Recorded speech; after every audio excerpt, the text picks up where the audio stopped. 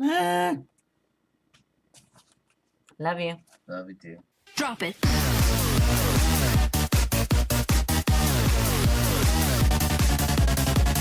Hey guys, time for my update on my testosterone video. Remember how I was like, oh yeah, I'm gonna do it with every shot?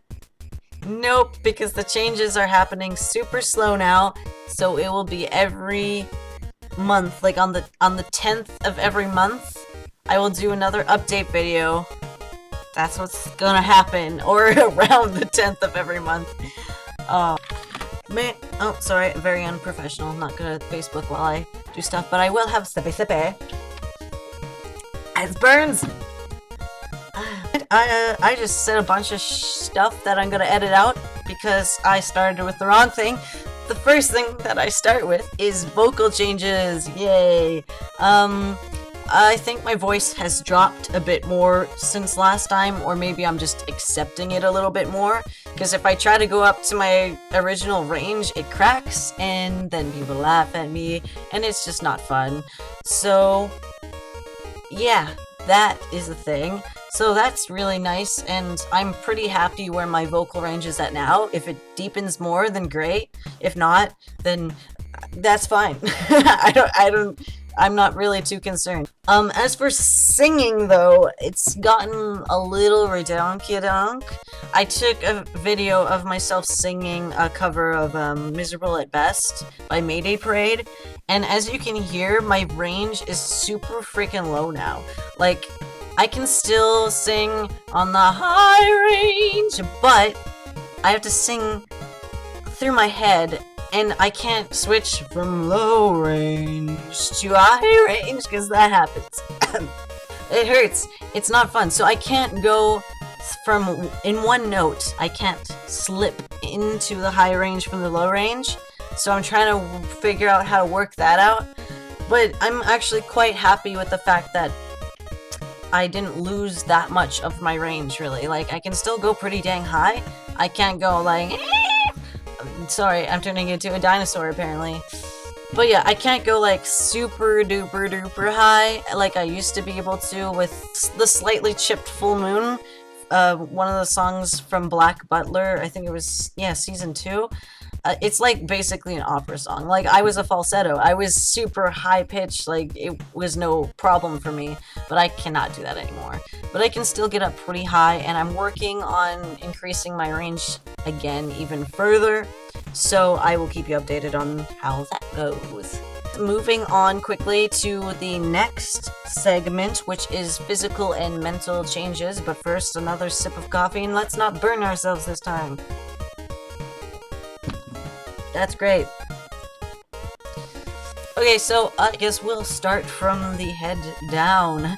Anyways, I got clippers so I can clip my hair in a more masculine style, which is always nice. I haven't noticed any hair loss. I don't know, I could just not be paying attention, but like, if I do that, 1 or 2 hairs come out, and that's about the same as it normally was, so I don't really think I've been experiencing any head hair loss. And I have good genetics for hair, so that's probably why. Okay, let's move down a little further to the face. So I still haven't been able to crack the acne issue. What has worked the most so far has been quitting the Proactive because it seems to make it worse. I waited until I weaned my face off from that, and then I switched to cleaning my face. I wipe off the sweat several times per day, and I clean my face with a gentle skin cleanser. Well, I do use green tea moisturizer as well. Tea tree oil, I clean my face with that twice per day. So that's been working more than anything else has so far. As you can see, it's still kind of, like, it's really bad today. I'm like super stressed out today, so it might be stress acne right now, but it's a little bit more red than usual. I hope eventually to be able to afford the medication that my testosterone doctor recommended to me, but right now I can't afford any prescriptions at all. By the way, if you missed my last video, I was begging for money. Sorry about that, and I feel bad because it's not that it's degrading. Like, that was the wrong choice of words by saying it's degrading, because it's not, and you shouldn't feel ashamed to need help. It's just that I'm very self-conscious, and I want to help people. That's like my life purpose, is to help people, and to need help myself is really frustrating. So that's why I have such a problem with asking for help. But anyways, moving on. I don't know if my eyebrows had thickened or anything. Like, I already have like super freaking caterpillar, Arthur Kirkland, Italia kind of eyebrows right now. And I've always had those eyebrows, and I'm blessed with super masculine eyebrows. So I don't know if those are going to thicken at all, but if they do, then wow, they're gonna be bushy as all heck. My face looks a little bit more defined and masculine, I suppose. I've been losing a little bit more fat, so you can kind of see a bit more definition now. And there's other face changes probably, but again, it's hard to tell when you see your face every day, so you'll probably be able to see more of a difference than I have. Adam's apple, no. It doesn't always become more defined. Like, for some people it does, and it's like, wow, that's extraordinary. But for most people, it doesn't really change in size or anything. Okay, so moving down, neck, I don't think has thickened. Shoulders are a bit more broad, actually, like, noticeably. I won't show you that arm, because that arm is horrible with muscle. Like, I mean, I have more muscle than I used to, right? So, that's the thing. That's pretty good. I used to have no muscle at all, but now you can kind of see, like, a little bump, which is kind of exciting. Fat redistribution, I really don't know. I think there has been some. Like, obviously, at first I was frustrated because my beer belly, I was exercising every day, but my beer belly was getting bigger.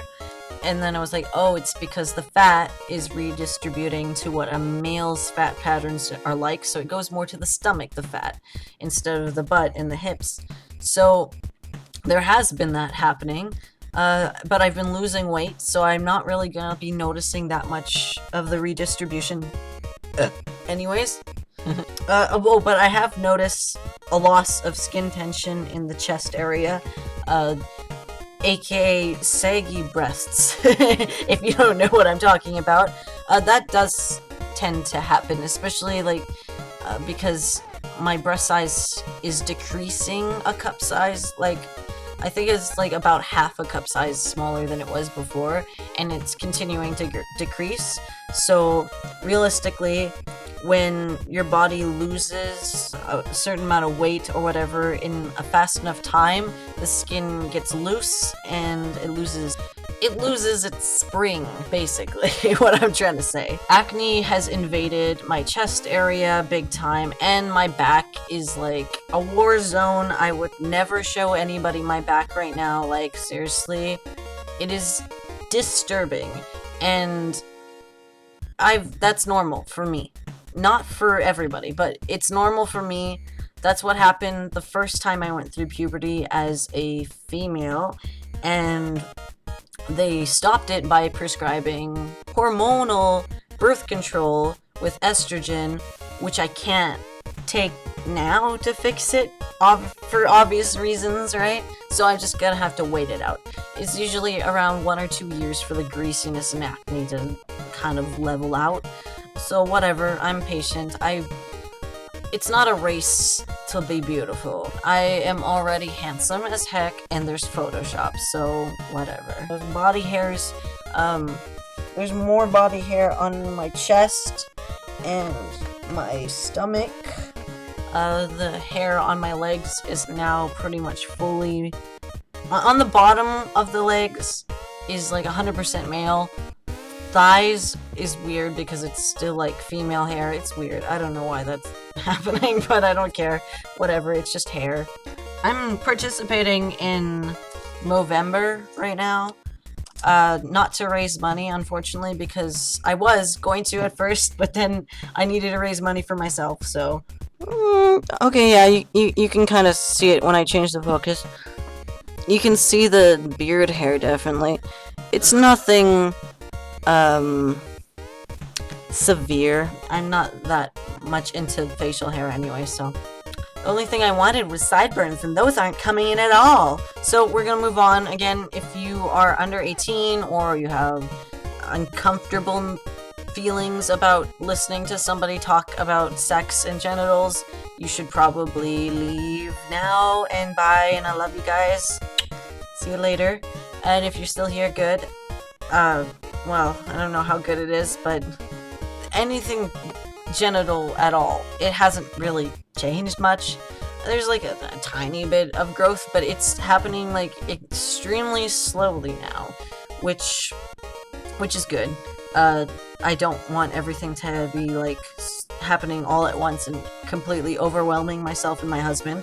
Pleasure wise, I don't think anything has really changed in form of how I feel pleasure.